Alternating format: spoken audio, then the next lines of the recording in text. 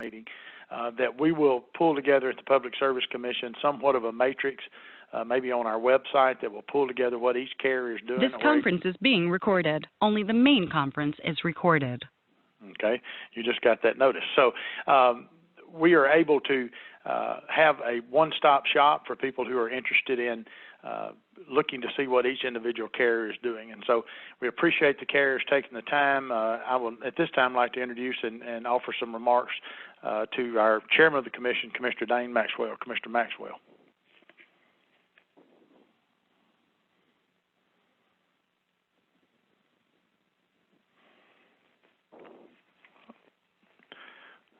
Commissioner Maxwell. Commissioner Presley, there he is. Yes, sir. Yeah. It took a minute after I punched *6, but I just want to say thanks to Commissioner Presley for organizing the call, and I want to say thank you to the telecom companies as well as the educators for taking the time to participate in this, because I think there's going to be a lot of productive things that are discussed in here, and I'm looking forward to that. I also want to say thank you to the Lieutenant Governor and Speaker's office, his participants, Governor's office, and their participants for joining. I think this is going to be helpful for all parties during this unprecedented time. And, I don't have to say that this may be the catalyst that changes the landscape for Mississippi. And I know Commissioner Presley's been on the forefront of this. I appreciate all his efforts, and I'll let Commissioner Bailey speak now. But I want to say, as a commission, we're behind this 100%, and we're looking forward to working with you guys to change the landscape and get this thing done for everybody. I'll turn it over to Commissioner Bailey. Thank you, Mr. Chairman.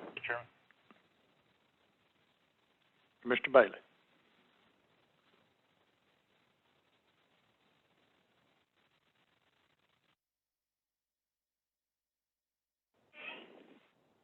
Hey, good afternoon. This is Brent Bailey. Hey, thank you so much, Commissioner Presley and Commissioner Maxwell. Good to hear from you guys. And thanks to the companies for participating this afternoon. I think we all know that the needs of our students are just as diverse as the geographies of the state that we represent. And they're also as diverse as potential technological solutions capable of delivering internet connectivity to our homes.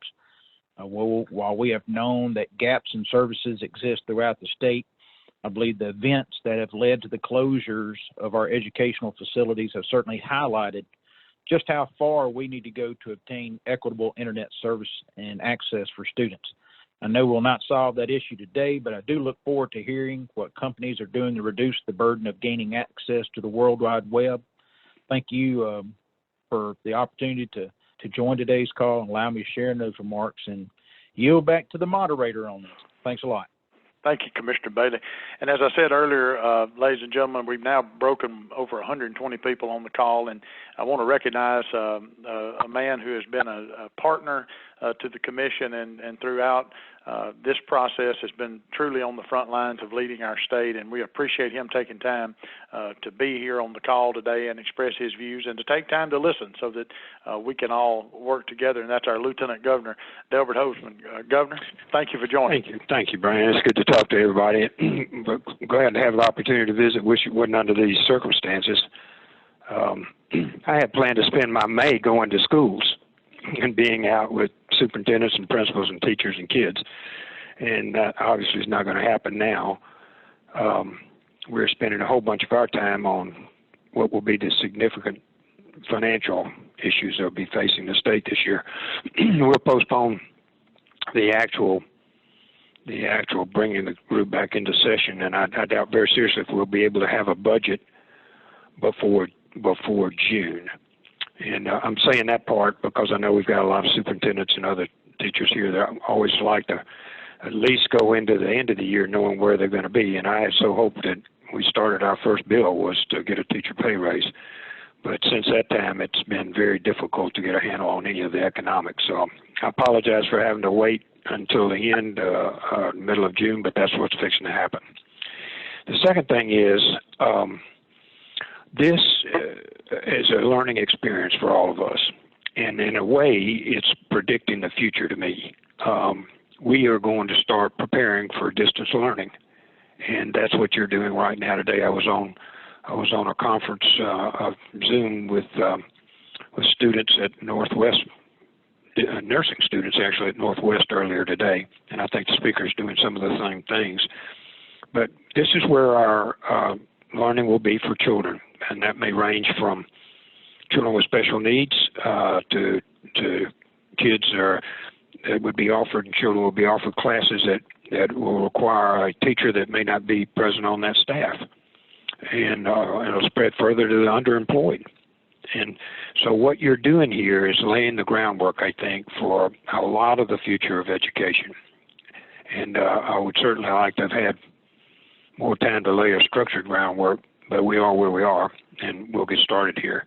All the things that you learn and that we'll learn from this, and the absolute requirement, we have total access to information for all of our students everywhere, and broadband access for every one of our students everywhere in Mississippi. It was critical, has now become absolutely critical, and will be that way in the future. So I'd like to thank you and Chairman Maxwell and Mr. Bailey and all the Commissioner Bailey and all of y'all for starting this process. This is exactly where we need to go, and it's where we're going to end up at some point. Unfortunately, it's going to be a more rush than we would have anticipated. We're looking forward to working with each and every one of you. We're in the Capitol every day because that's the best place to quarantine. There's nobody up here. So call me anytime. We look forward to working with y'all in the future. Thanks so much. Appreciate it, Brandon. Thank you, Lieutenant Governor Hoseman. Thank you for taking time to join us, and thanks also to Leah Smith in your office, who's always helping us pull these things together. As I said, Speaker Gunn may join later on in the call, and when he does, of course, we will recognize him for some comments. I think all of our introductory comments are along the same line, and that is we're in a place that we've never been before. And what do we do now on the ground as we're trying to pull through this together, and what lessons learned are we jotting down going through this process for when we get through it, how to fix this problem going forward, and to make sure that we're really and truly never in this spot again, and to make sure we're taking affirmative action toward making sure that we have all of our students connected and all our businesses in our entire state. So again, thank you to the carriers who have joined today. I'm going to just kick straight into who we've got as speakers and let them make their comments. Before I do, I would want to mention that I believe every company represented on the call today are companies that have signed on to the FCC's Keep America Connected pledge, which deals with no shutoffs during this period, opening up some Wi-Fi hotspots, and those sort of things that are part of a nationwide effort. I know that in Mississippi some of those plans vary from carrier to carrier, and so we'd be interested to hear those and to go forward. A couple of things, and then we'll get straight into the meat of this call. One of the questions and one of the concerns that came up that we're going to try to address today, and I'm sure questions will come up about it, is some of the data caps that are out there. So many students are obviously going to be relying on non-traditional sources for broadband, having to go to YouTube to look for instruction. And I know we've already had some questions come in from superintendents and from school officials about the streaming services. So if all of our panelists today could kind of touch on that and how that is going to be integrated into your plans related to data cap waivers and those sort of things would be very helpful. So we're going to kick off first with the mobile carriers. Mr. C.D. Smith is on the phone today from AT&T and also representing Cricket. C.D., thanks for joining us, and we'll turn it over to you. Thank you, Commissioner, and thank you for bringing the leadership to pull this together. Appreciate Chairman Maxwell and Commissioner Bailey for joining in, and of course Governor Hoseman for his leadership. And you're right, Commissioner, we absolutely did join the pledge to Keep America Connected, the FCC pledge. But anyway, it's in response to COVID-19, the health and safety of our employees and customers remain our top priority. And the work we do is critical to millions of the people and companies around the world, and we're committed to being there when our customers and our colleagues need us most.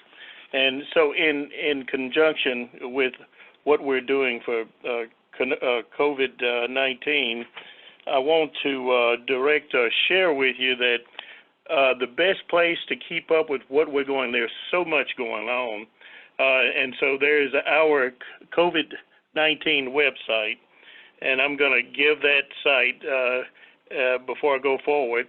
It's https://about.pages, PAGES, /COVID, COVID -19.html. So that is the site, and I'll repeat it before I end my comments. And so at that site, it's a collection of what we're doing. It's updated daily, and the categories that are discussed start with FirstNet and dealing with our first responders as it relates to public safety networks and emergency response coast to coast.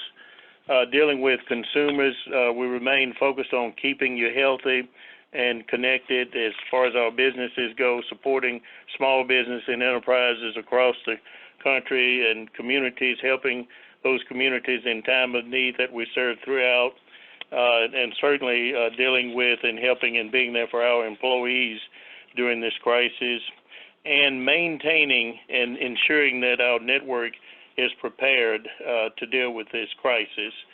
So just to kind of touch on some of the highlights, and before I move forward there, I want to mention also on the call with me, and we're practicing social distances by a couple of 100 miles. I have on the call with me Scott Cook, who's a sales manager for Mississippi, and he and his team work with colleges and universities on providing for their needs. And I also have John Robinson, an account executive who works with K-12 accounts throughout the state. So that said, moving forward, I'm going to address the cricket position at this point. Back to comments from Commissioner Presley about what we're doing for access, and it's really this connectivity, this access, and there are various ways that people access, and the students and the parents need access to even get to the schools, K-12 colleges and universities. So the cricket and the AT&T prepaid commitments are very similar. There's a new limited time offer. The new $15 limited time offer comes with 2 gigabytes of data and unlimited talk and text, and the offer is available to new and existing customers with no activation fee. We'll begin adding data to capped and unlimited phone plans for a limited time, automatically adding 10 gigabytes of data to most capped voice plans for new and existing customers. And that means that if you're on a $30 2 gigabyte plan or a $40 5 gigabyte plan, you'll get an additional 10 gigabytes of data for mobile hotspot or smartphone use for 2 billing cycles, and automatically adding 10 gigabytes of data to unlimited plans for new and existing customers.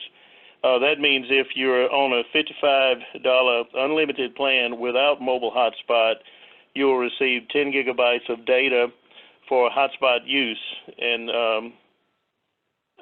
if you're on the $60 unlimited plan with a 15 gigabyte of mobility hotspot, you'll get an additional 10 gigabytes of data that you will data mobile hotspot use.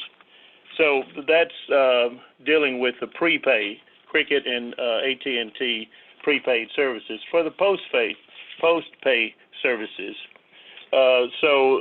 again, Commissioner Presley made reference to again keeping America connected. So indeed, there will be no terminations of services for any wireless, home phone, or broadband, residential or small business customer because of their inability to pay their bill due to disruption caused by the coronavirus pandemic.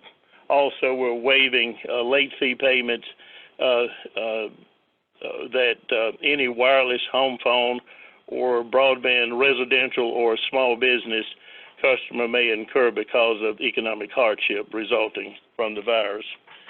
Also, we are waiving domestic wireless plan coverage charges for data, voice, and text for residential or small business wireless customers incurred because of the economic hardship caused by the pandemic. Unlimited AT&T home internet.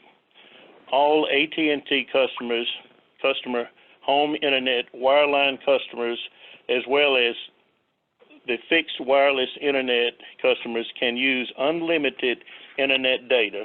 Additionally, we'll continue to offer internet access for qualified limited income households at a $10 a month through our Access for AT&T program.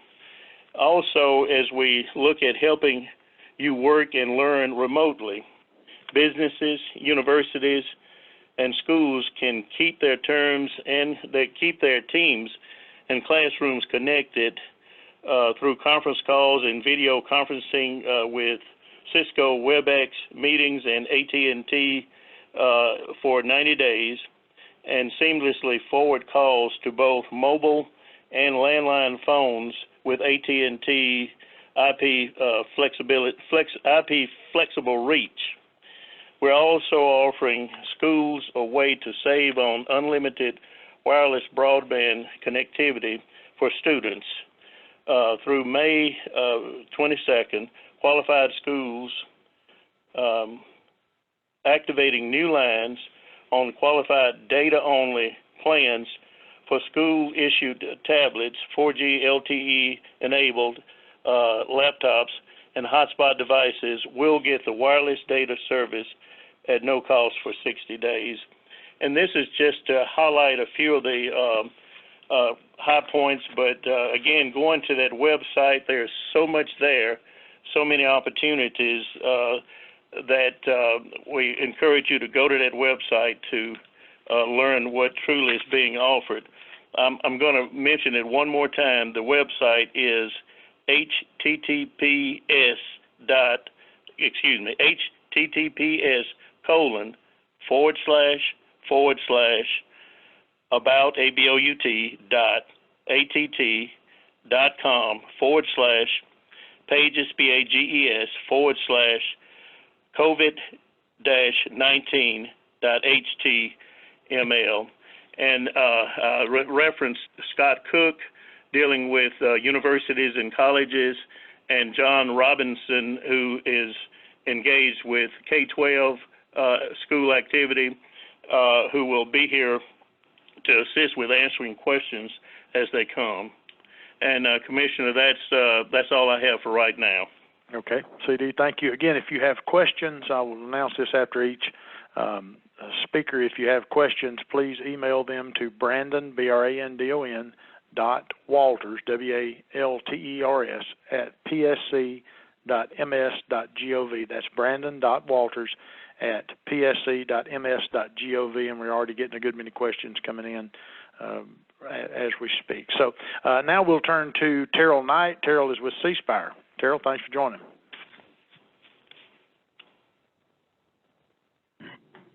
Hey, Brandon, can you guys hear me? Yes, sir. Okay, great. First of all, I want to thank you guys for setting this call up. Brandon, commissioners, also the education community. I know you guys are doing a lot right now. Delbert, thanks for you being on the call. Like AT&T, you can go to our website, cspire.com, COVID-19. There's a blog on there that has all our information on what we're doing for the education community. I'm going to get right to the point.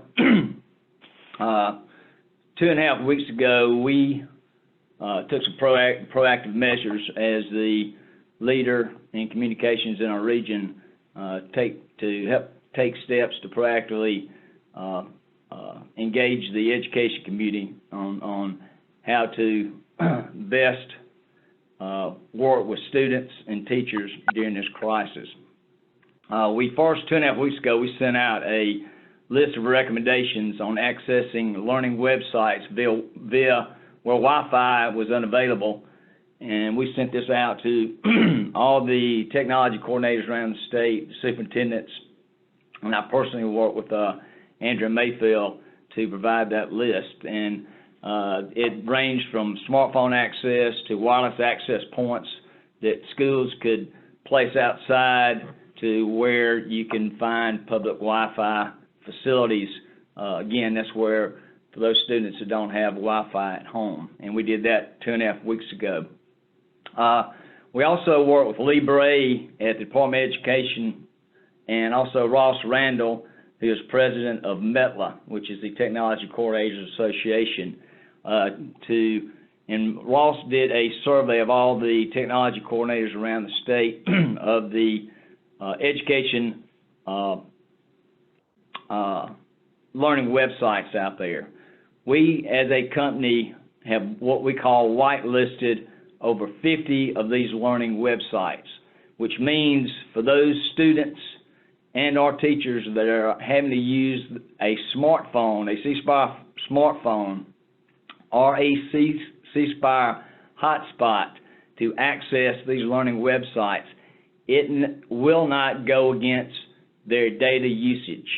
In other words, if they're on a metered data plan, it will not count against their plan.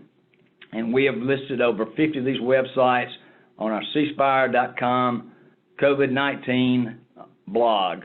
Those sites are out there.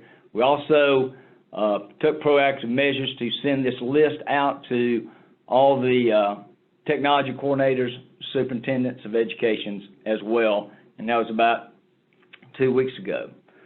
Third thing that we did is we went in and for the vast majority of our consumer plans, we added an additional 25 gigabytes of data per month on top of their plan, whether it's unlimited plans or meter type plans, 25 gigabytes of additional data. And I'm gonna tell you, you got to go to sleep with Netflix on to use that much data. That's a lot of data out there. We also, again, all this information is provided on our website out there. In addition to that, we've had for those schools that for those schools that C Spire does provide internet to, we've had a number of requests for increase of bandwidth for those schools, whether they're accessing using it for Wi-Fi or whatever. We have increased those. We've increased those internet speeds within a matter of hours, not 60 days, but just with a matter of hours out there. In addition to that, we have provided loaner phones, hotspots for those critical need faculty and staff, governmental agencies out there, from schools to colleges, universities, K through 12 schools, Department of Health, Department of Employment Security, Medicaid, Human Services, just to name a few. We have provided over 1,300 smartphones and or MiFis at absolutely no cost whatsoever. Again, that is for those critical needs, whether it's first responders or some of those employees for those K through 12 schools or universities that need access to internet, that don't currently have that. And we're doing that at our cost for the equipment and our cost at the for the service. Again, those are for those employees out there. So those are just a number of things that we're doing at C Spire, and certainly entertain any questions after everybody speaks. Thanks, Terrell. And again, send your questions to brandon.walters@psc.ms.gov, and we're getting in a good many of those questions. And if you don't hear your specific question asked, I'm trying to pull those together in broad terms to ask them, so just know we'll try to get everything covered. All right, Mr. Bill Atkinson with Sprint. Bill, thanks for joining us. Thank you, Commissioner. Good afternoon. It's a pleasure to be talking with you all this afternoon. I'm Bill Atkinson, Senior Counsel, State Government Affairs for Sprint. And with me today on the phone and also socially distancing, he's in Kansas City and I'm in Atlanta. With me today is Patrick Pusick, who's the National Director for Sprint State Legislative Affairs. Patrick has had the opportunity and the pleasure recently to speak on this issue in several other jurisdictions. So at this point, I will turn it over to Patrick. Patrick.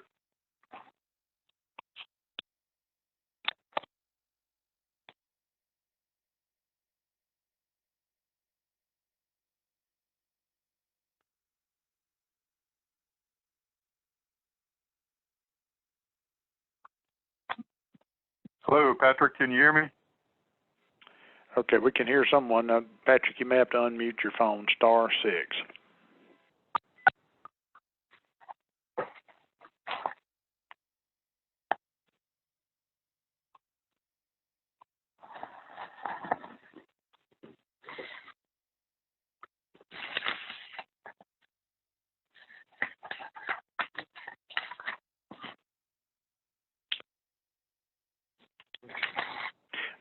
Patrick, are you there? Yeah, seems like we're having technical difficulties. I'll talk briefly on a couple of things that I know Patrick was going to cover. As Commissioner Presley mentioned at the start of the call, Sprint is one of the companies who signed the FCC Keep Americans Connected pledge. The pledge includes 3 prongs. Hey, Patrick, is that you?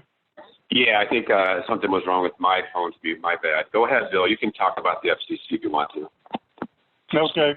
The Keep Americans Connected pledge has 3 prongs.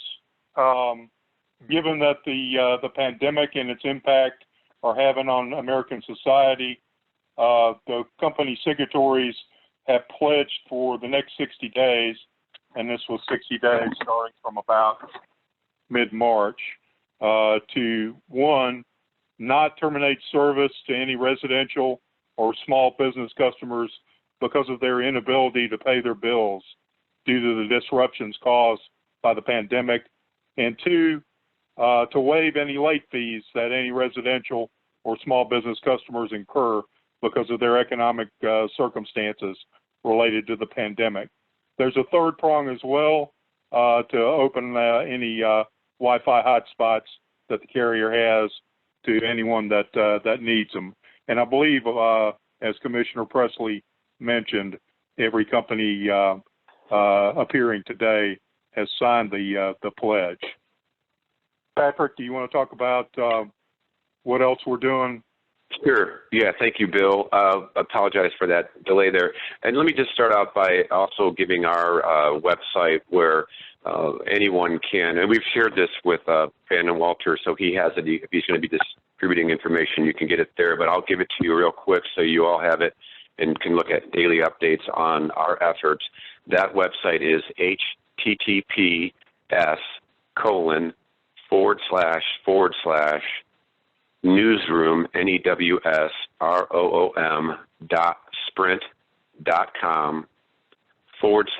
COVID-19-updates-sprint-responds.htm. If you need to repeat that, let me know. And again, we also have given that to Brandon at the Commission, Brandon Walters. So as Bill said, the pledge was one of the first things to hit right off the bat. Our first priority is keeping our customers, employees, and the communities that we work in safe. So everything is operated with that premise. We've got the employees obviously working out of home where they can. We've got field people working in the field, obviously, focusing on our network. With regard to our network, we're expanded the capacity, coverage, and roaming agreements. We have an agreement with T-Mobile. They were able to access additional capacity from some of our cable partners, and that has allowed Sprint to access or add additional sites to our current network footprint, and allowing it to handle a lot more capacity by utilizing 600 megahertz spectrum that we didn't have access to before. So that's a real big boost to our network capacity. We're also adding network capacity to address issues, usage demand, and providing unlimited data to customers on any plan, and also providing data upgrades of 20 gigabytes of free mobile hotspots via customers' phones. Also providing free international calls to impacted countries so they can get a hold of people outside of the U.S. if they need to. We've limited our stores. I think a lot of the carriers have done that just as a process of, while we have to keep some stores open, we are deemed essential to have these services provided. We've closed over 70% of our retail stores, and we're really focusing on doing a lot more online too, offering online services, free delivery, pushing a lot of that to our focus on the digital operations so that we can, again, free up some of those retail can cover that way. With regards to the education forefront, one of the things that's talked about in the FCC pledge is public Wi-Fi hotspots. We don't really have public Wi-Fi hotspots like that. As I mentioned, we're updating the ability for current phones to cover Wi-Fi, so those could turn into Wi-Fi. The public Wi-Fi spots that we have are generally like at airports, so they're not really providing too much use to folks these days, given the travel bans, and not on the school front, much help there. But I did want to point out we have a program called the 1 Million program that's been in place for 3 years, and that program basically is where we provide free devices to the schools that have applied to that program, and they can get free devices, and then service as well is free to those students who participate by providing hotspots or phones to whatever is necessary to their location so that they get connectivity. With the program that's going on now, we've increased the capacity for those participating schools and kids in that program to 20 gigabytes through the end of June. That program, I can give you more information about it, is in a process right now. There's a lot of demand. So we had already worked with a lot of schools. We're still taking applications for services provided through our 1 Million program. And just as a side note, it's a foundation, a 501c3 that Sprint is a partner with, so it's not directly run by Sprint. A lot of the devices are donated through equipment manufacturers, and then we provide the network services for the connectivity. So that they are accepting applications. I think what we're finding right now is the challenge, whether you're trying to connect someone at a school or at a home, depending on where their location is, if someone doesn't have the device that they need to get that connectivity, right now there's somewhat of a backlog on devices. I know with schools, some of the schools we're working around the country are ordering these so their kids can have that distance learning opportunity. And it's taking a little bit longer than we would like. It varies depending on what they're looking at, whether they're a hotspot or we have something called a cool pad that's like a tablet. Those are available. They're just taking a little longer to get to right now. As you can imagine, the demand is pretty high in all places. I guess I would want to just again reiterate that we're not currently experiencing any issues with our network capacity and our core capacity with our network. We are monitoring the usage and the impact of our network, and we'll be optimizing the network during this time, and we continue to monitor that and provide updates to our senior management to make sure they know that it's operating under optimal performance right now. So I'll probably stop there, be available for any questions, and if anyone needs me to repeat the website, I can do that. And again, I think Brandon, Walter, you have that as well. So thank you. Thank you very much, Bill. And let me say that we're getting a lot of emails in. Again, that's brandon.walters@psc.state, psc.ms.gov, brandon.walters@psc.ms.gov.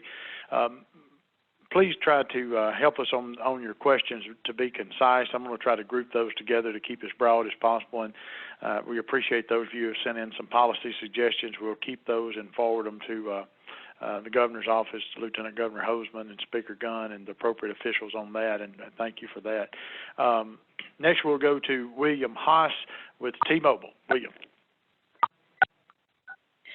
Commissioner, this is Lori Turner with T-Mobile. I'm joining Bill today. He's going to address a couple of things after I do. First of all, thank you for inviting us to join this discussion today. First up, let me also give T-Mobile's website address where we've got all of our details on how we're responding to COVID-19. It's our website is T-Mobile, T-Mobile.com, and it's /news. There's a link right in our newsroom that's updated continuously, and we'll make sure that this gets to Brandon to go into his notes for the meeting.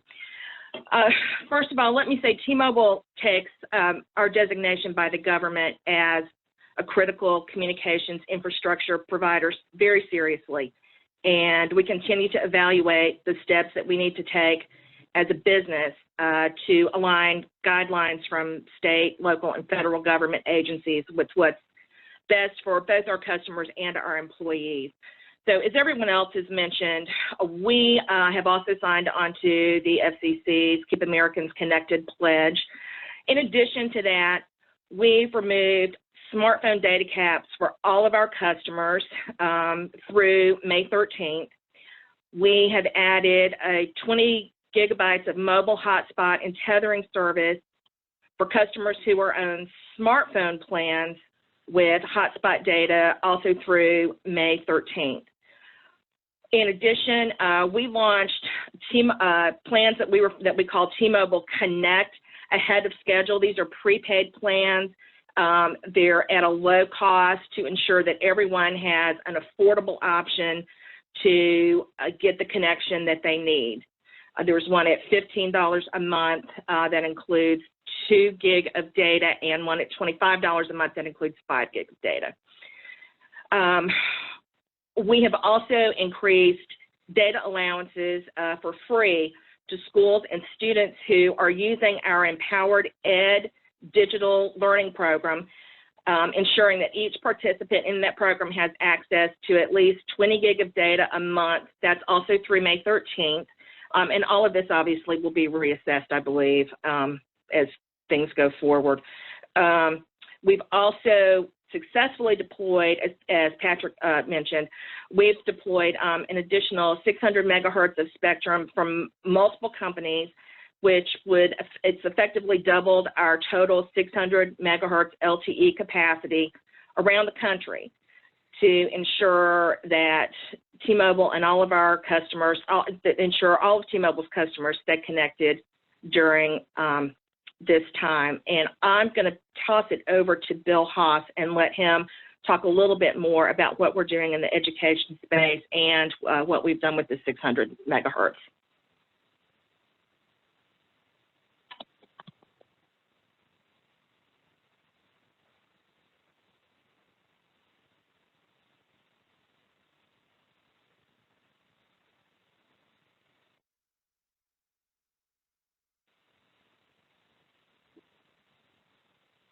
Bill, you there?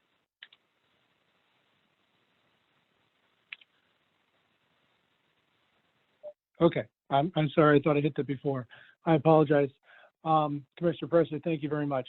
I wanted to give the website for Commissioner Presley as well as the educators in the audience, the https://www.t-mobile.com/business/education/empowered2. That's got the more detailed information about this education program, as well as the new offer to discount that program through, I believe, again, that May 13th is the current deadline for that. But as Lori mentioned, all those deadlines, I'm sure, will be reevaluated as we go forward. Then the other point I wanted to make, Commissioner, because I know that we spent a lot of time together talking about the importance of 600 megahertz when we were before you in our transaction with Sprint. Mississippi is definitely a state where that new 600 megahertz spectrum access that we've been given for the next 60 days definitely impacts our capacity in the state of Mississippi. So that is turned on. In fact, they were just turning on some additional capacity last night that covers areas of Mississippi. So again, that will help improve our coverage. And as Patrick mentioned, because we have a roaming agreement with Sprint, that improves their coverage as well. So I think our capacity issue will be in very good shape during what I hope is obviously the peak of this pandemic in the next 60 days, which will allow for distance learning where we've got coverage. So that's all I wanted to add at this point. Okay, thank you, Bill, and thanks to all our mobile carriers. Before we jump into our cable companies, I want to say that we are keeping notes of websites and the materials that are here that have been presented as far as reference materials afterward, and we will do our best to get an email out to all the participants, those who are on the email listservs that you got notice of this call. We'll try to get that out today or first thing in the morning once we pull all of this information together, some of which we're getting right now ourselves for the first time. So now we'll turn to our cable companies. I appreciate the cable industry for taking time to be on today, and our first up is Pamela Weaver with Comcast. Pam. Hey, thanks, Commissioner Presley, and Commissioners Maxwell and Bailey as well. And hey, Delbert, always good to hear from you. Joining with me is David Canuck, who is a VP for Regulatory Affairs for Comcast and coordinates directly with our PSC Commission as well. We're very proud of the work that we are doing to keep Mississippians connected during COVID-19 and really, really grateful and thank you for the opportunity to show our commitment to the state. I just want to hit a few initiatives of Comcast for at least the next 60 days to assist our education system. And I want to finish with a really great program, which we've had in place actually since before the coronavirus, but we've seen more and more people utilize the program since this began, and we hope that you guys will be able to help us get the word out about it.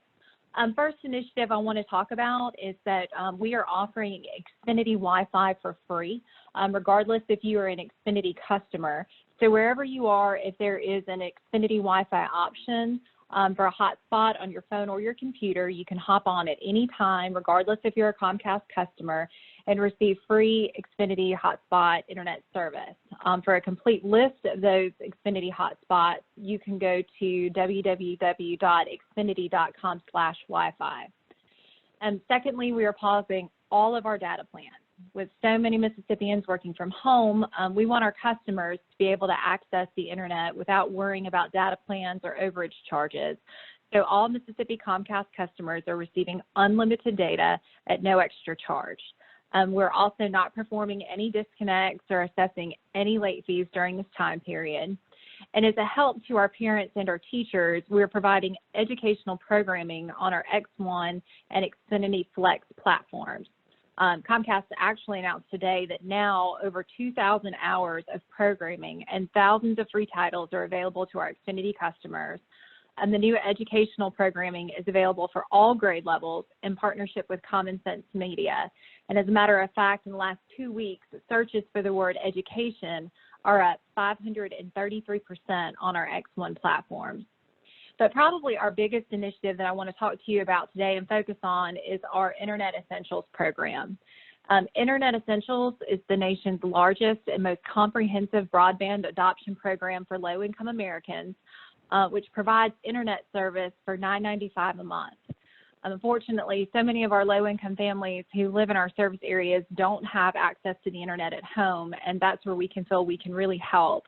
In response to COVID-19, low-income families who live in the Comcast footprint can now sign up for the program and receive at least 60 days of Internet Essentials service completely free of charge.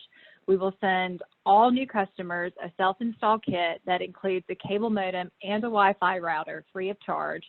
And there is no term contract, no credit check or shipping fee or anything for the service.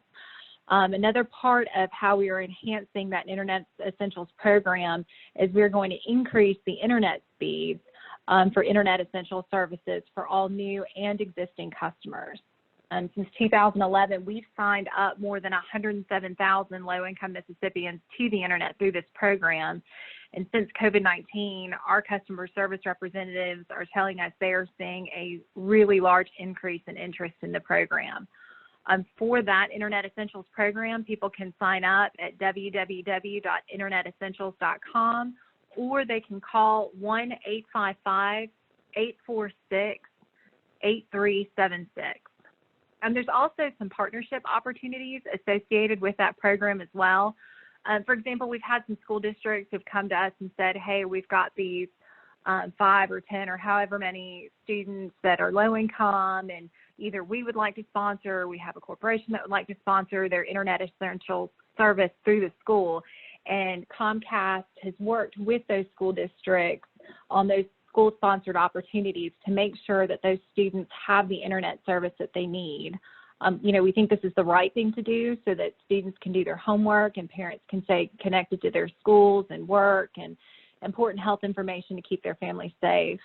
I just want to, again, thank everyone for the opportunity to visit with all of you today. All of the information I've gone over is available through www.comcastcorporation.com/COVID-19.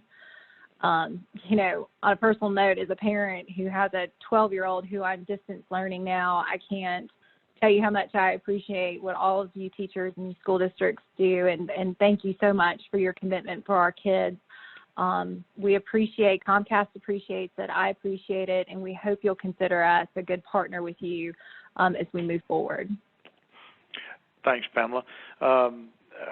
Next, we'll go to Rick Farrell with Max South. Rick. Good afternoon. This is Rick Farrell with Max South Broadband, and I would like to thank the commissioners for putting this call together and giving us the opportunity to participate. As with everybody, our first priority is the safety of our employees and our customers. We've taken a lot of steps to ensure that as many of our employees as possible are working from home. And we're still very diligent on making sure that we're taking care of our existing customers. As far as the initiatives that we've done, we've got a program right now where, we may expand it as needed, but right now for the next 3 months, we're offering a 25 meg internet plan for $15. We do not have data caps on any of our plans. We don't throttle anybody. We've always worked with our customers on whatever they needed, but now more than ever, we're working with them on their billing and any questions on speeds. We've had numerous customers, both business and residential, that are, asking for increases in their bandwidth, and it's very important that we're able to meet those needs. We're in addition to that, we have construction crews that are working night and day to get as much new service built as possible to unserved customers. That's still a very important part. I couldn't tell you how many inquiries I've gotten from Brandon Walters, besides the customers themselves that are contacting us, and they may be just outside our service area, and if we can make it work, we're building as many of those as we can and as quick as we can. And we've brought in some additional crews to do that. It is very important that we continue to do our work every day, but we have to do it safely. And like I said, we're just very happy to be part of this and do anything we can. Short and sweet. Okay, thank you very much, Rick. We'll turn now to Greg Capranica with Sparklight. Greg.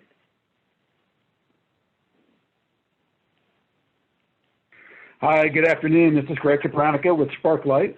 And again, thank you for the opportunity to participate in this call today. As you know, we're in unprecedented times, and with the rapidly evolving nature of COVID-19 and the speed at which things are changing around us, Sparklight is continuing to adapt our operations and our business in order to best serve our customers and our communities. Our associates are working tirelessly across 21 states, including Mississippi, to ensure that our customers remain connected to their families, work, school, and information that's important to them. We continue to evaluate and reassess the following measures, which I'm going to share with you now, and we'll continue to do that as the situation with the COVID-19 continues to evolve.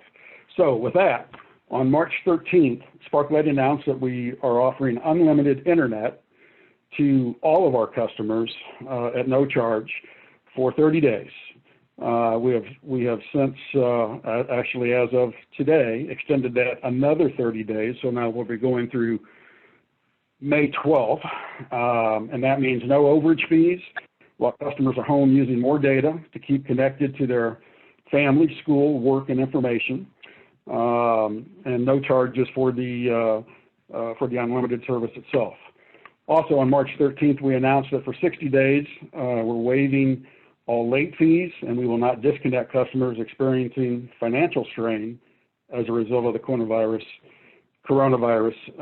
as well. We've also opened up free Wi-Fi hotspots in our local office parking lots for any community member who needs connectivity, and we will work to open additional hotspots in other public areas in the coming weeks. On March 19th, we began offering a low-cost 15 megabit per second residential internet plan for $10 a month for 60 days to help low-income families and those impacted from the coronavirus challenges, such as seniors and college students. No documentation is required to sign up for that plan. In addition to that, we've given away over 1,100 Chromebooks to schools across our service area, and that includes Brookhaven, Grenada, and Gulfport more recently. And this year, we plan to give additional Chromebooks to schools in the Biloxi and Batesville communities in the summer of 2020.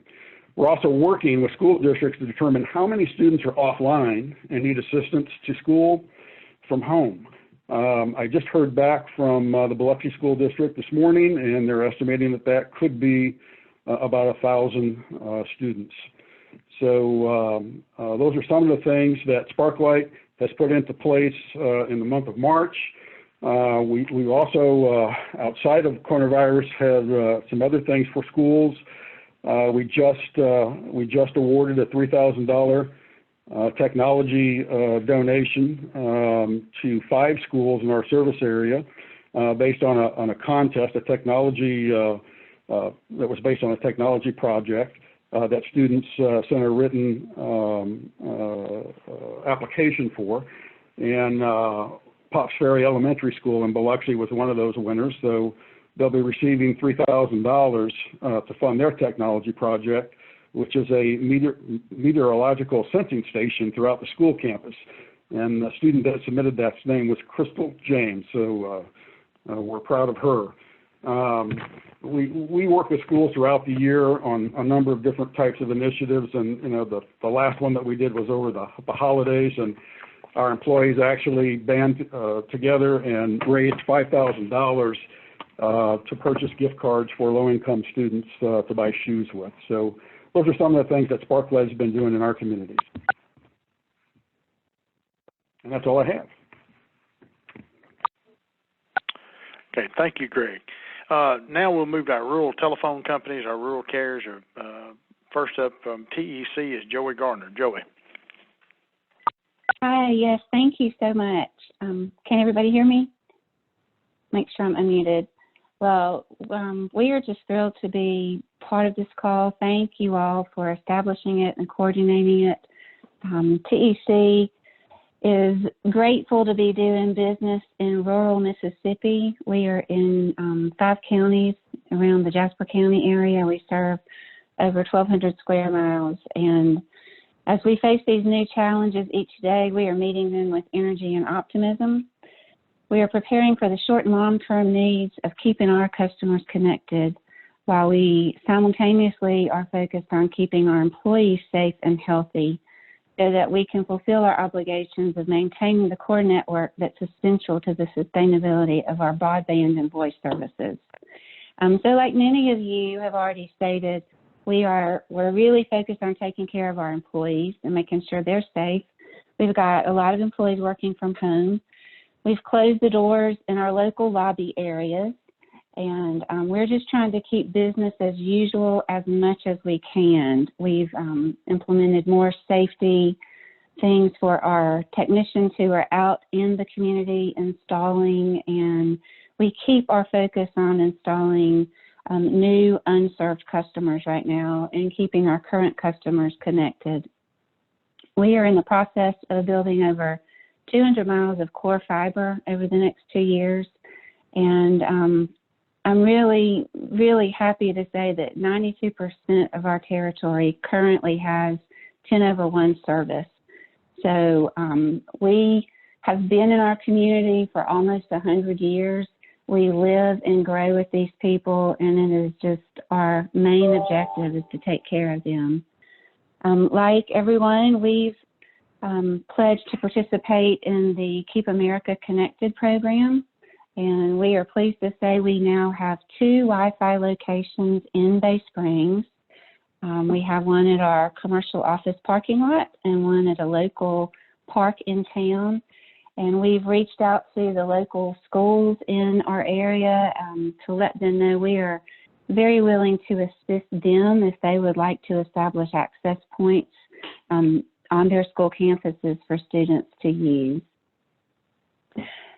I'm excited and pleased to say that our internet products do not have data caps. We haven't had data caps for many, many years, and there's also no additional charges for any other data for our internet plans.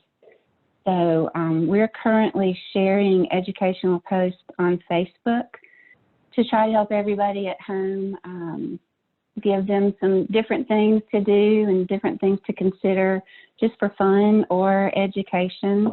We also have a digital learning portal as part of our website. And our website is real easy to remember. It is tec.com, and the COVID-19 virus information can be found at tec.com/public-Wi-Fi. So we are just established and working to keep our customers safe and connected, and we will continue to meet the new and ongoing needs of our communities and employees during these challenging times. Thank you. Okay, thank you very much. Now we'll move to Windstream. I'm not for sure who we've got on the line from Windstream, so we'll give them the chance. Good afternoon, everyone. This is Sarah Harden at Windstream. Thank you so much for the opportunity to be here with you this afternoon. We are so happy to have the opportunity to keep our over 7,000 customers in Mississippi connected during this national crisis. As all of the companies on the phone have done, we have also signed on to the FCC Keeping Americans Connected pledge. We're happy to do that to keep all of our customers in Mississippi and in all of our 18 states connected to the services that they need to continue to run their businesses and connect to their families during this crisis. In addition to signing on to that pledge, our network is actually performing extremely well. It's built to withstand increases in traffic like we're seeing during this time. Overall traffic on our residential and small business networks is up 25% as we see more customers work from home and attend school online, but it's still operating well below its maximum capacity. Our peak hours are still in when customers are using their streaming services, so we're not seeing any adverse impacts during the day when students are online doing their distance learning.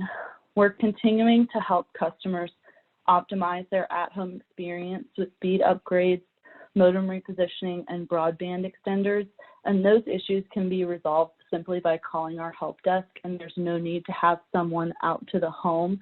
However, we are still helping customers with those speed upgrades and with new service that may require a visit out to the home. We are still going into customers' homes to provision new service. So if a customer needs us to come out to the home, we are still going into customers' homes. We build, manage, and maintain our own fiber-backed core IP network. We are directly connected to almost every major content provider. We do not rely on other providers for backbone or tier 1 internet. So when a Windstream customer goes to a major content provider like Amazon or Google, they never leave our network. And that's why we're seeing such good performance on our network. If anyone has any questions for me at the end, I'm happy to take them. But again, thank you so much for this opportunity, and I hope everyone is staying safe and healthy. Thank you. I know we're pushing up. We're already past our 3 o'clock time, and we've got to get to questions. So I want to move quickly into our satellite providers. We have Matt Nelson from Viasat. Hi, thank you guys. I'd like to share the same sentiment as the commissioners at the beginning of the call and the lieutenant governor and many of the service providers that, we at Viasat are really holding the health and safety of our employees, our customers, and our community paramount in this situation, and we really are hoping to try and make a positive impact here. Just as a brief overview for those of you that aren't familiar with satellite or with Viasat specifically, we're a satellite internet provider with the unique value proposition of being able to provide high-speed broadband anywhere in the U.S. and soon to be anywhere in the world, no matter where people are. And typically we connect and focus on areas that are hard for our other service provider friends on the call here today. For them to connect, we typically try and focus a little bit more rurally, rural Mississippi, third world countries, people traveling in the air, assuming that industry is not cratered here, or traveling at sea. And we typically can provide services of 25, 50, and 100 megabit per second services in specific areas. So some of the things that we've implemented recently, again, I won't go into detail as a lot of people have talked about. We have also signed the FCC pledge, but some of the other things that we've done here recently was prioritizing our work from home and school at home traffic. For those that have even hit their data caps or thresholds, we prioritize that for everyone on our network. And specifically, we prioritized some commonly used social media sites, collaborative work applications like WebEx and Zoom, and shared online workspaces and email. We're trying to be open and transparent to our customers by regularly posting updates online and engaging customers. And I will send that email out, that link out to the email address here so we can share that out for anyone that's interested. There are a couple other initiatives that we've been working on recently. We're working on upgrading people in education services and medical services to higher data caps, higher capacity, and higher speed plans proactively. We are also looking at ways to continue to provide services to our current customers on a discounted basis who are affected by COVID-19. Additionally, we are looking at some of the new government funding and programs and subsidies that will allow us to provide more assistance to current and new customers who are struggling to pay their bills.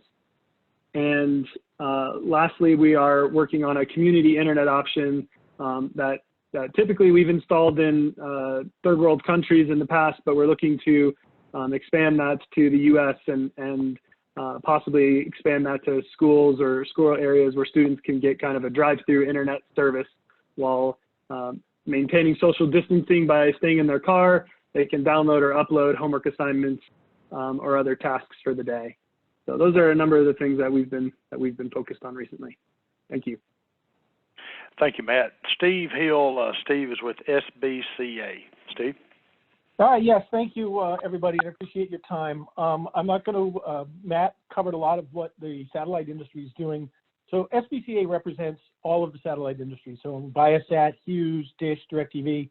When we talked to our wireless partners earlier, just Dish donated all of their available wireless spectrum to AT&T and Sprint primarily to help increase their bandwidth to help everybody through this and keep going. We have also signed the pledge, like everybody else, and SBCA has put the COVID information for all of our major partners on our homepage and dedicated the homepage towards COVID so that we can focus and provide that more information to people. We're also creating resources for our local independent retailers and installer network to help them understand the stimulus bill and how that's going to impact them. So with, as we were saying, with satellite bandwidth, it's a great ability to get to rural markets, but it's a finite amount. It's not something where we can give unlimited bandwidth. However, what we've done to allow consumers to stay connected is put techniques and manage that network congestion by prioritizing those critical business and education applications to get preferential access during the high traffic period. So during the business day, we're making sure, and we're trying to, like Matt said, we're trying to prioritize that and make sure that people can be connected and do things. No customer are ever going to get shut off. We're not, if let's say they exceed a data cap, we're not going to shut them off. They may slow down during some of that peak time, but we're not shutting consumers off. One of the things we do recommend is both companies also have what we call a bonus zone, which is a time where people can use high data applications and download those. It's typically done late at night. You can set your computer to download, let's say, a YouTube video or some other video application at 2 a.m. and it will download that high data application, but it will not impact their usage. So as consumers look to try to manage how much data is available and what they're doing, we're highly recommending that they do that type of service because this material is pre-recorded, so they can go in and say, all right, yes, I'll download that, take your classes, take whatever you want, and then you could go, and let's say there was something needed that was a high data upload, do that during that same period. Therefore, they're able to manage that process also. As we go forward and sort of long term, the industry is investing hundreds of millions and probably close to billions of dollars in launching new satellites. In starting later this year, beginning of next, the next generation of satellite goes up and it will further increase bandwidth, it'll increase capacity and allow even more customers in underserved and rural markets to be connected. Last thing I'll just say is that we are activating a record number of new customers, and typically a customer that calls, we're able to activate them in a matter of days. 2 to 5 days is a typical turnaround time from the time they've called us to the time we're able to activate a new customer, even during this time of busy, of such crazy business. So I will leave it at that, and I guess we'll let everybody answer their questions. Thank you. Okay, thanks, Steve. All right, we'll jump straight into questions, and I know, again, we're over our time a little bit, so thanks to everyone on the call for their patience. First up is from Alan Pearson, who is the Director of Technology at the Monroe County School System. Alan's question is kind of, I think this is shared with other questions that we have received as we've gone about this call. This is specifically to AT&T, but other mobile carriers can chime in as far as how their customers would be impacted. Why has LTE bandwidth dropped so dramatically in our area? Students can't stream with these decreases that we've seen. There are times when there's no data bandwidth at all. I throw that out to our mobile carriers if AT&T will respond to that. Of course, this is in Monroe County.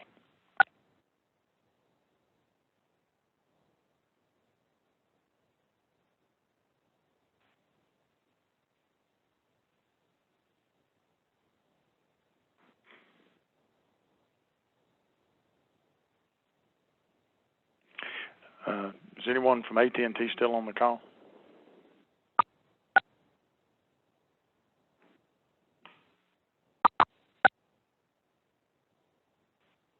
Hey, Commissioner. Okay. Yes, sir, CD. I am so sorry. I guess I was unmuted and I kept muting myself back. I'm sorry.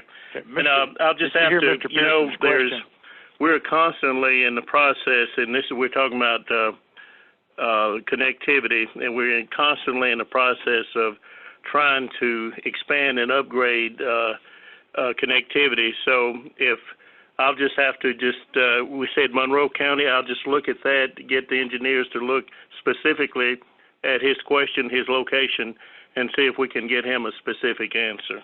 Okay, and his follow-up was, are there efforts being made to quickly change out the tower infrastructure to whatever is needed so the students can use their data devices? Are there those type of efforts going on? Yeah, and so we have, Commissioner, right now there are several crews working throughout Mississippi working to upgrade towers, and this is a process that had already started before we got to this point, and obviously it's even more critical now. So we're experiencing some pain in that regard now for gain later.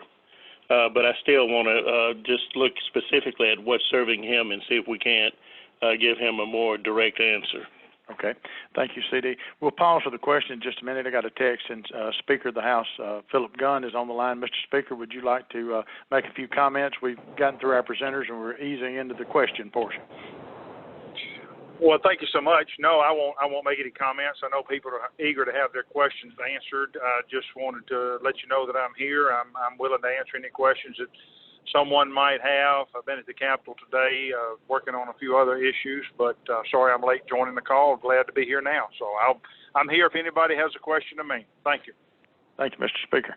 Okay, we will. Our next question comes from the Chief Information Officer at Mississippi State. Will all carriers whitelist educational websites that we can send to them so when users go to those sites, data will not be charged to their data plans? Again, that's from Stephen Parrott, Chief Information Officer at Mississippi State.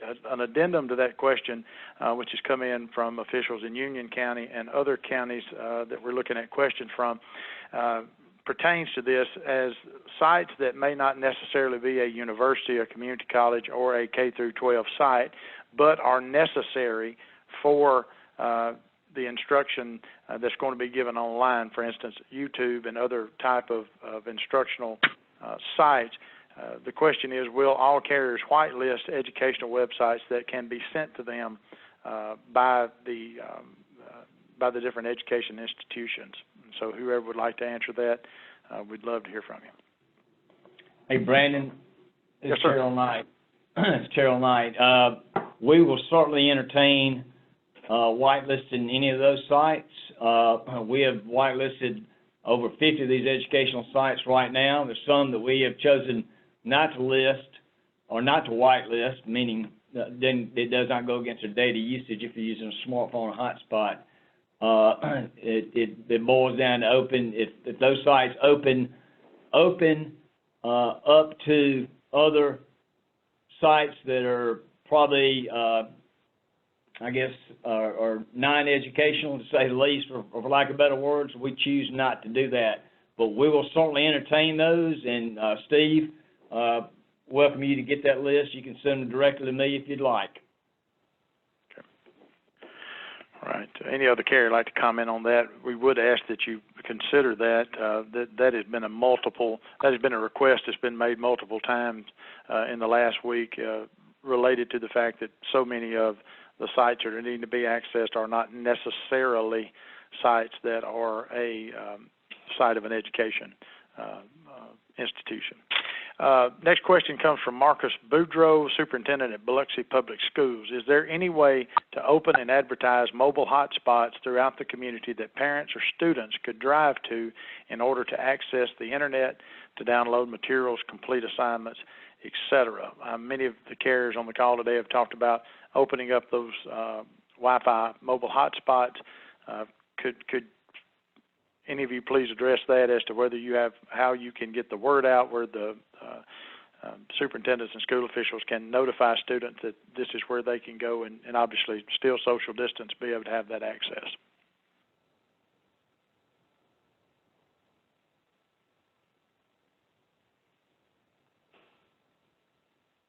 Brandon, this is Terrell Knight. When I was referring to mobile hotspots on my call in, on my portion of it was for those faculty, staff, and first responders, Department of Health, et cetera, et cetera. These are the MiFi units.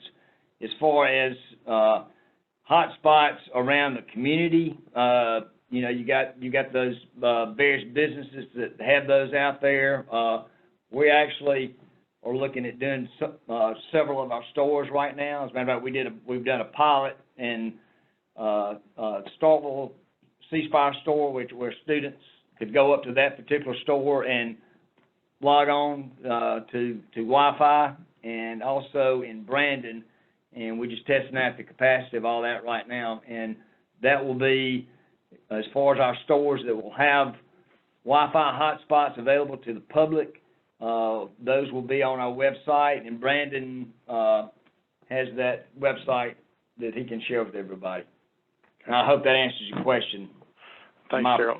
Anyone else with comments on advertising or making public knowledge of where hotspots are? I know that, incidental to this question, the Mississippi Library Commission has a detailed map that can be found, and we shared that on social media, and be glad to send that back around to the group that's on the listserv here, that shows public library Wi-Fi spots that are open, and if they're not open, it has the passcode and what time it is available and so forth, and there are a good many of those out there. We'll pass that along. Any other carrier would like to speak to that? Pam, I know that you said Comcast is opening up Xfinity free of charge, all you need, all you want.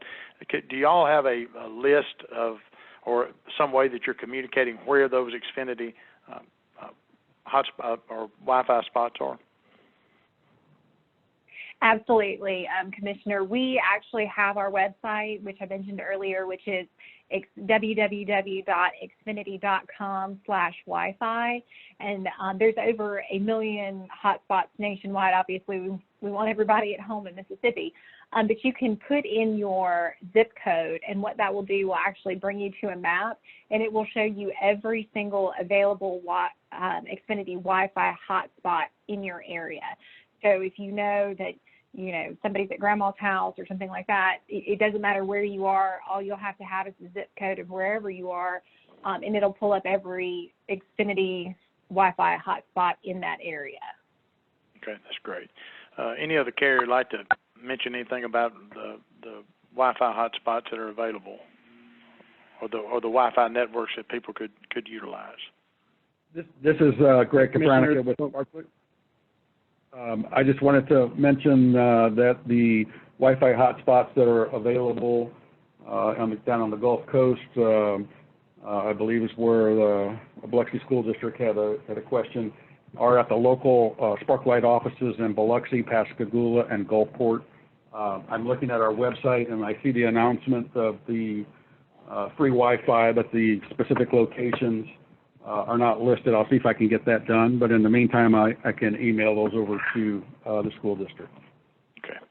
And if the carrier, I know that we have limited time, and we are a little bit over our 3 o'clock mark anyway, but if the carriers have unique ways of, as Pam discussed a minute ago with Xfinity, where we can send constituents to a website so they can find that Wi-Fi location, that would be great. So if you could follow up, just to not belabor the point on the call, if you could follow up with Brandon Walters, y'all all have his email address. If you could follow up with him, we will then push that information back out to everyone that was on this call that we have an email address for, and that way we can hopefully disseminate that as best as possible. Another question came in that, again, is touching on what we're seeing a couple of questions talk about, and that is on mobile hotspots. Many students are having to rely on their phone as a hotspot. First, I guess it would probably be best to put this to AT&T and C Spire, since y'all are the biggest carriers, and if Sprint and T-Mobile want to chime in, certainly we want to hear from all the mobile carriers. But if the student is using the phone for a hotspot, is that considered unlimited within your data plan as a mobile data plan? And if not, really the concerns are that 25 gig or 10 are not enough. So could you speak to, if a student is using their mobile phone to connect, for instance, their laptop or their iPad, is that going to be considered unlimited data for this period? Commissioner CD here, and the answer is yes. Okay. All right. That's from AT&T. Okay. Yes. Brandon's Terrell Knight. C Spire, are you there? Yes, sir. Yeah, it depends on the plan that they have. If they're on an unlimited plan, it's unlimited. if they're on a metered plan or family share plan with data, those all have additional 25 gigabytes of data per month, and that's a whole lot of data. Sure is. On gigs go, sure is. And also remember that we have at C-Spire we've whitelisted those 50+ sites that do not count against their data as well. So a lot of good things there. Yeah, Bill. All right. Hi, this is Bill Haas with T-Mobile. I think Lori mentioned that for customers that do have tethering as part of their plan, T-Mobile is providing an additional 20 gigabytes of mobile hotspot tethering service for the 60 days until right now, May 13th. Okay. All right.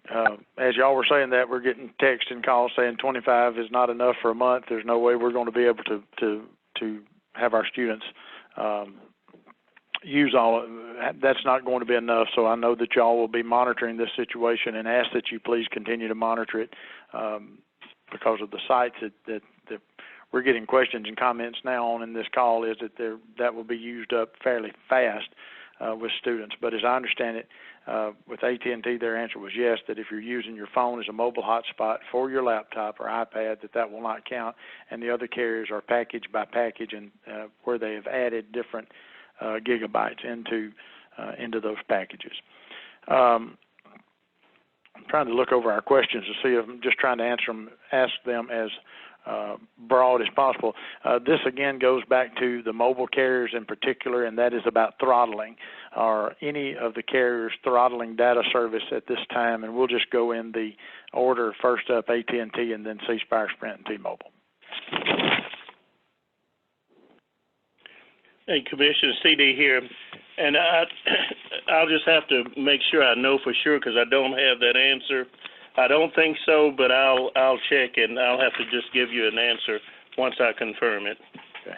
I think it might be easier to say if any of our mobile carriers or other carriers on the phone committed to not throttling data during this time. I think that's sort of the general question we're getting to.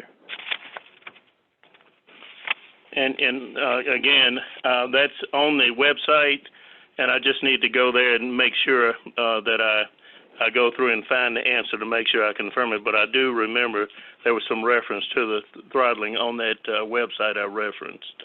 Okay. Are there any carriers that are left? I know we've got mobile, cable, rural telcos, and satellite. Is there anyone else that has in their plan for this during this period no throttling policy? I can tell you that Max South Broadband, we do not throttle. Okay. That's the same for Sparklight. We do not throttle. We do not throttle at TEC either. Windstream does not throttle.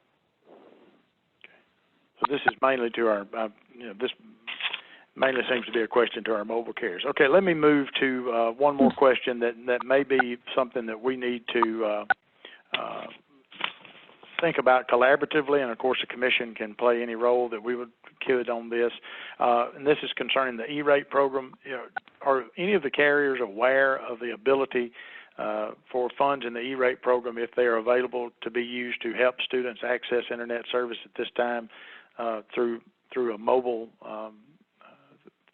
Because we're going to online courses, has any carrier had any experience with that where E-rate dollars have been able to be spent on that? And we can follow up from a regulatory standpoint with the FCC and USAC, but does any carrier had any experience with that?